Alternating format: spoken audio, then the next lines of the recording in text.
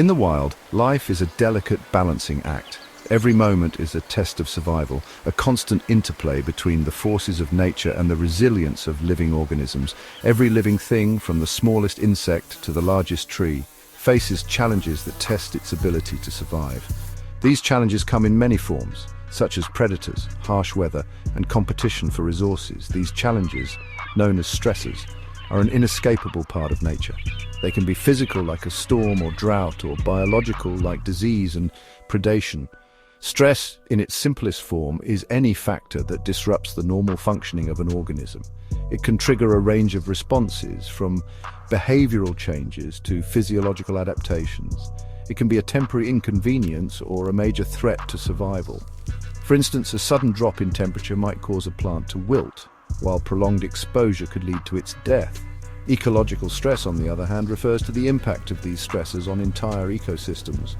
When multiple organisms are affected, the balance of the ecosystem can be disrupted. Imagine a sudden drought drying up a watering hole. This event causes stress not just for the animals that depend on it for water, but also for the plants that rely on those animals for seed dispersal. This interconnectedness means that stress in one part of the ecosystem can have ripple effects throughout. The loss of a single water source can lead to a cascade of changes, affecting everything from plant growth to animal migration patterns. Understanding ecological stress is crucial for conservation efforts. By studying how stresses impact ecosystems, scientists can develop strategies to mitigate these effects and promote resilience.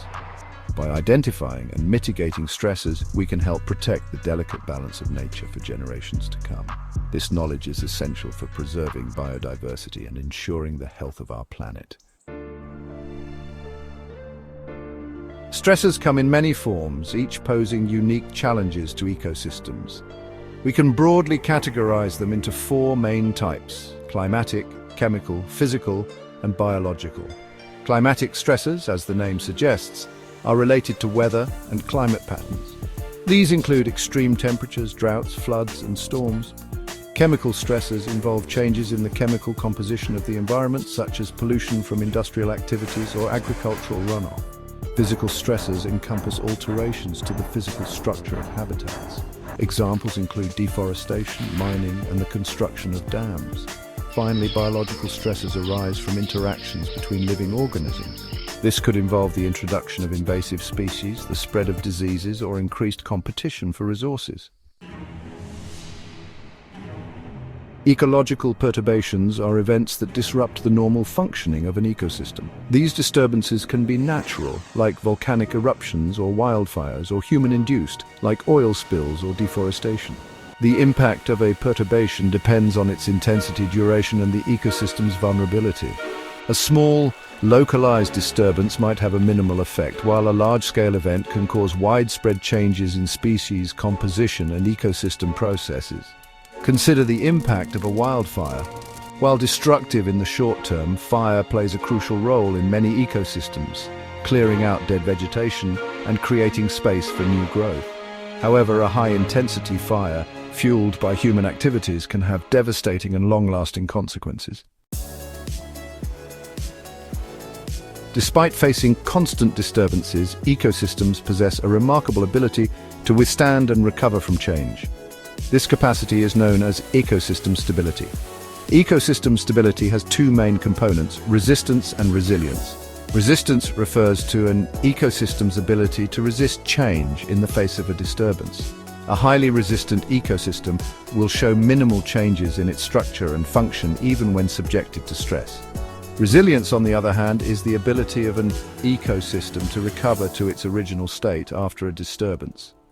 A resilient ecosystem might experience significant changes following a perturbation, but can bounce back over time. Section 5. Nature's Balancing Act. Servo and homeostatic mechanisms. Ecosystems maintain stability through a complex network of feedback loops and regulatory mechanisms. These systems are essential for the survival of countless species and the overall health of the environment. Two important concepts in this regard are servo mechanisms and homeostatic mechanisms. Both play crucial roles in ensuring that ecosystems can adapt and thrive despite changing conditions. Servo mechanisms operate like a thermostat, constantly adjusting to maintain a specific state. They respond to changes in the environment by making necessary adjustments to keep the system balanced. For example, in a predator-prey relationship, an increase in prey population triggers an increase in predator population, which in turn brings the prey population back down, maintaining a balance. This dynamic interaction ensures that neither population grows too large or too small. Homeostatic mechanisms, on the other hand, work to keep internal conditions stable despite external fluctuations. These mechanisms are vital for the survival of individual organisms. An example is the regulation of body temperature in warm-blooded animals. They have evolved to maintain a constant internal temperature, which is crucial for their metabolic processes. Regardless of the external temperature, their internal temperature remains relatively constant. This ability to regulate internal conditions allows them to survive in a wide range of environments, from the scorching heat of deserts to the freezing cold of polar regions. Section 6. The gold standard: ecological integrity. Ecological integrity refers to the overall health and wholeness of an ecosystem. It encompasses the ecosystem's composition, structure, and function, as well as its ability to withstand and recover from stress. High-integrity ecosystems exhibit several key characteristics. High biodiversity, meaning they support a wide variety of species. Complex food webs with intricate feeding relationships among species. Natural disturbance regimes, experiencing disturbances within their historical range of variability. Minimal human impact, being relatively free from human-caused stresses. Protecting ecological integrity is crucial for maintaining the services that ecosystems provide, such as clean air and water, pollination, and climate regulation. Section 7. Trial by fire wildfires and plant adaptations. Wildfires are a dramatic example of ecological disturbance, capable of reshaping landscapes and influencing species composition. They can be both destructive and regenerative, playing a crucial role in the natural cycle of many ecosystems. Yet many ecosystems have evolved to coexist with fire, and some even depend on it for their survival. Fire can clear out dead and decaying matter, making way for new growth and maintaining the health of the ecosystem. Plants in fire-prone environments have developed remarkable adaptations to survive and even thrive in the face of flames. These adaptations are essential for their survival and enable them to take advantage of the conditions created by fire. Some species have thick, fire-resistant bark that insulates their living tissues.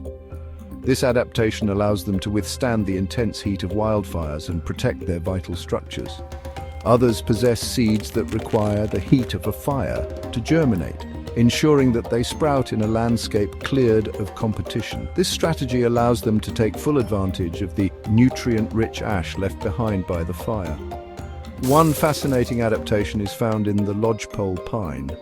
This tree has evolved to not only survive but also to thrive in fire-prone environments. Its cones are sealed with a resin that melts only at high temperatures, releasing seeds after a fire and promoting forest regeneration. This ensures that new generations of lodgepole pines can grow in the nutrient-rich soil created by the fire, continuing the cycle of life. Section 8. A bit of disturbance can be good. The intermediate disturbance hypothesis.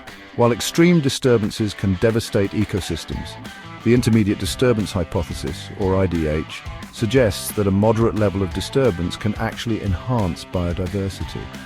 The IDH proposes that in the absence of disturbance, a few dominant species can outcompete others, leading to lower species richness. However, periodic disturbances create opportunities for other species to colonize and thrive. Imagine a rocky intertidal zone. Occasional storms remove dominant species, creating space for other species to establish themselves. This constant cycle of disturbance and recovery results in a higher diversity of species compared to areas with either too much or too little disturbance. Section 9. Conclusion: navigating the complexities of stress ecology.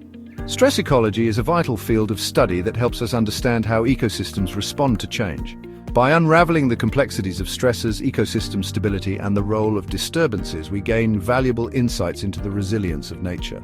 However, human activities are increasingly pushing ecosystems beyond their natural limits. Climate change, pollution, and habitat loss are all intensifying stressors and threatening the delicate balance of life on Earth. By understanding the principles of stress ecology, we can develop more effective conservation strategies, mitigate human impacts, and ensure the long-term health of our planet's precious ecosystems.